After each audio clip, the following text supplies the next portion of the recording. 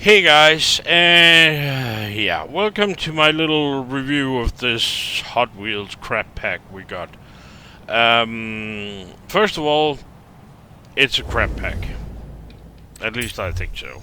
Hang on. Let's see them all together here.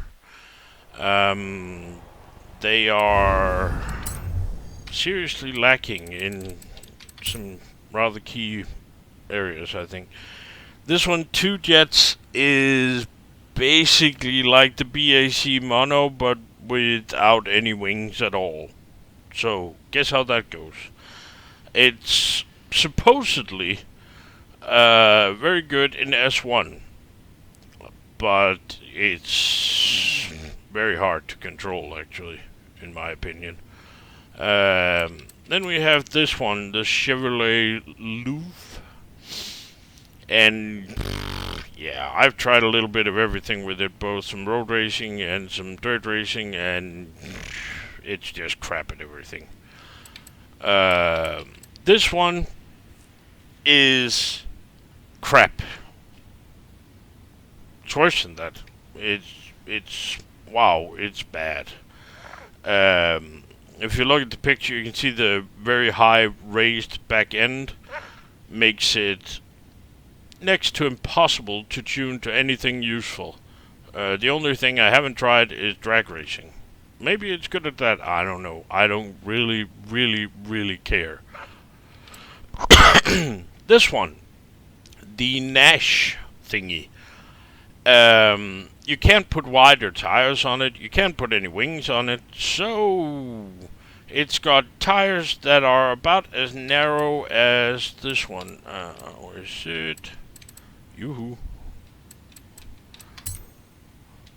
There it is. So, yeah, drift car at best. Then we have this, the International Harvester. This actually has quite a lot of grip in C600. That's the best I can say about it. I haven't tried anything else, rather than, just driving it in C600, and it's actually pretty good. Not bad. Surprisingly. And it's not as heavy as I thought, surprisingly. Then we have this one, which I had sort of pegged as, oh dear, is this going to be the next Bone Shaker? No, it isn't. It is far too slow. And that actually pretty much sums up the entire pack. They have a very low top speed, in my opinion. No matter what engine you put into them. I mean, this one, for instance, two jets with, what's that? That's, give or take, 550 or so horsepower and 863 kilograms, built on, I don't know, apparently a fighter jet or a dustbin, who knows. And in S1 class, it has a listed top speed of 298. Don't let that fool you. It will do around 275, 280 kilometers an hour. And that's with the gearing fully out. So it's a bit like the Mono in that way. It's very funky to drive, and it sort of handles okay, kind of. But it sure does take some getting used to driving. And it understeers. And when you get rid of the understeer, you just get four-wheel drift. Whoopee. And I think I read somewhere that if you fill out all the car mastery, there's something like, was it a grand total of, oh, I can't remember. I think it was 12 wheel spins direct, and then you get some from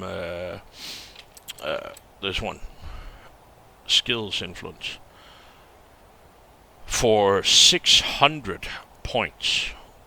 Takes 100 points to fill this out completely.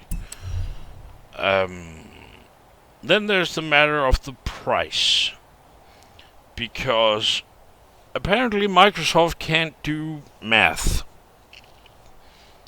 The price in the US is $9.99. Now, roughly translated to my currency, Danish kroner, that would be 65, 70 kroner. Something like that, I think. I can't remember actually what the currency is at the moment. Euros are stronger than the dollar. But lo and behold, in euros, it's $9.99. In Denmark, it's 80 kroner, the equivalent of 13 point something dollars. Why exactly I have to pay a third more is beyond me. In Brazil, I think it was. Let me see if I can quickly find that for you. No, I don't think I can. Yeah. 40 Danish kroner if you live in Brazil. So my suggestion is, if you really want this Hot Wheels pack and you want to save some money, find somebody from a country where they apparently only pay a third of everywhere else, and get him or her to buy it to you as a gift. Because is it worth $10? No, it isn't. Far from it, in my opinion. I mean, you get 6 new toys, but just exactly how much are you gonna... how much are you gonna use your 6 new toys? If you go and look at the stats here, this can only be S1, the end. S1 or above, that is. Then you have this. Well, maybe you can tune it to B700, maybe. This one is from 600 and up. Yeah. I tuned this to S1, which seems to be pretty good. It's not bad, but it's not epic. If you know what I mean. This is just useless. This is even more useless.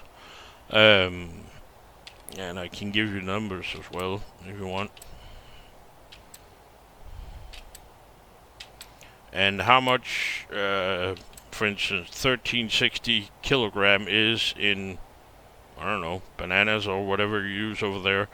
I don't know, ask Google. What else can I say? Nothing really.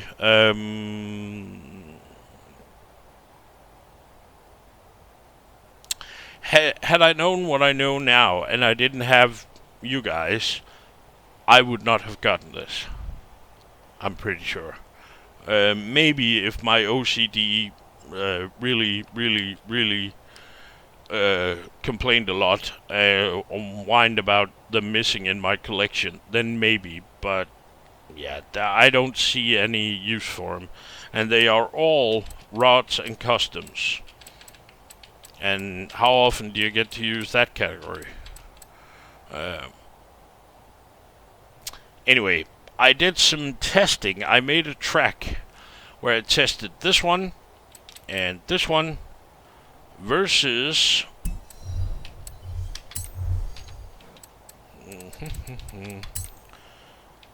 this one and this one. And let's see. The Mustang did the track with the fastest lap of 2:35, race time of 5:18. The Duali, where is it? This one did it 1 second faster, the fastest lap, and a total race time of 5:18, exactly the same as the Mustang. Then the two Jets, where did it go? Oh yeah, I'm in it. Did a 2:34.2, so basically the same as Duali, 1 second faster than the Mustang, but a race time of 5:14. So it's 4 seconds faster than the Mustang.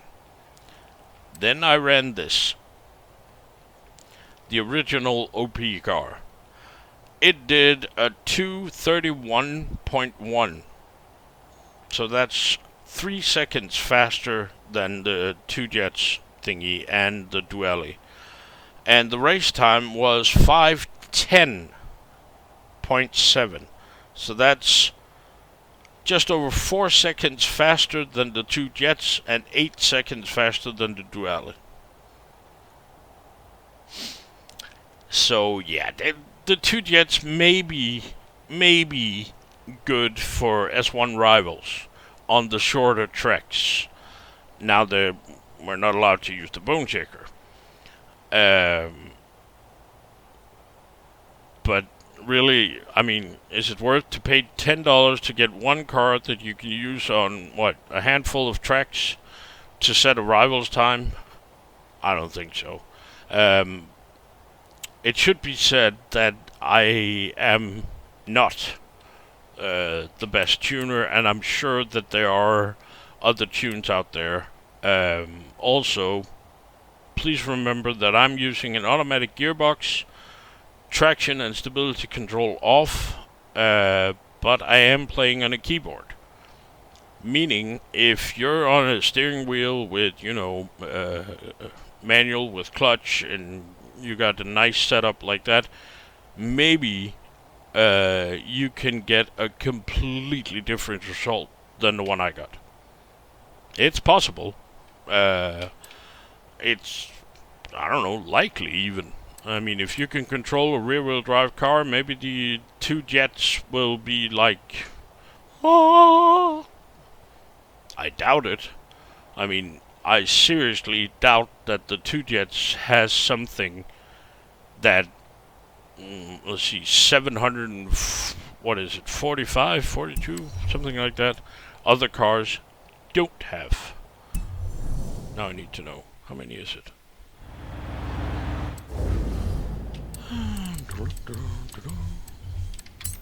Oh yeah, 742. So, I don't think it has something that 741 other cars doesn't have.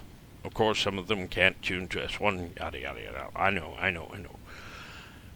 But if you just take the usual suspects in S1 class, I mean, the Sonda is faster on the straights.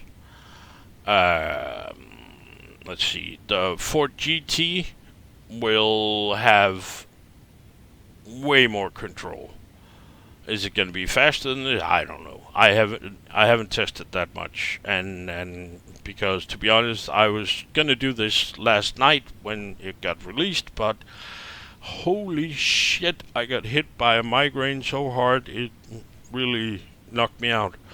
And at the same time my neck was acting up, so yeah, probably related. So I had to give up yesterday, which is why I'm doing it now. Yeah. What else can I say? Nothing really. My advice to you is, if you really want to collect all the cars available, by all means go get it. If you're hoping to get something extremely OP a la the Bone Shaker back in the day, I'm sorry. I have found nothing like that. If, however, it turns out later that, oh my god, the Studebaker thingy, the one I deemed a drift car because of its bicycle tires, if that turns out to be the best A800 ever in the history of everything, just get it then. I mean, yeah. But at the moment, I really don't see anything that warrants $10. I really don't. And I actually think that it's a rip-off, to say the least. Yeah.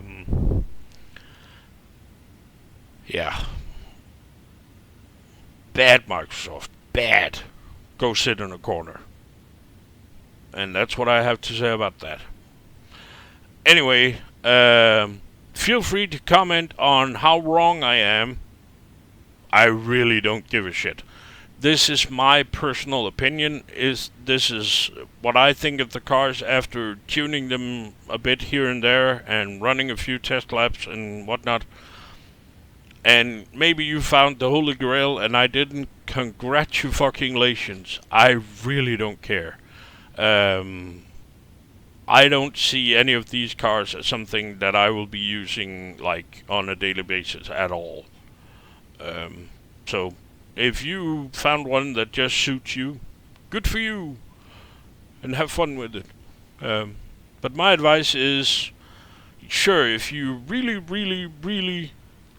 want to collect all cars and you just have to have it now, go buy it. But go find someone that can buy it for you as a gift in some country that doesn't charge an arm and a leg. Other than that, wait. I mean, if one of these cars turns out to be, the next best, the best thing since, I don't know, hot water, at some point we will hear about it. And then we can do something. And then you can go buy it if you really want to. The only upside to it is you can bring a Hot Wheels pack into ranked racing, for instance. Whoopee. And you can drive around and tell everybody, look at the size of my e-penis. I have it first. And nobody's going to give a shit. Nobody is really going to give a shit. So, yeah. Anyway, enough said. Yeah. Preview will be released shortly. So, maybe it's already released if you're watching this later. I don't know. And I'll see you on Thursday. That's it. As always, please remember to like the video and don't forget to subscribe. And stay safe. Thanks for watching. Bye-bye.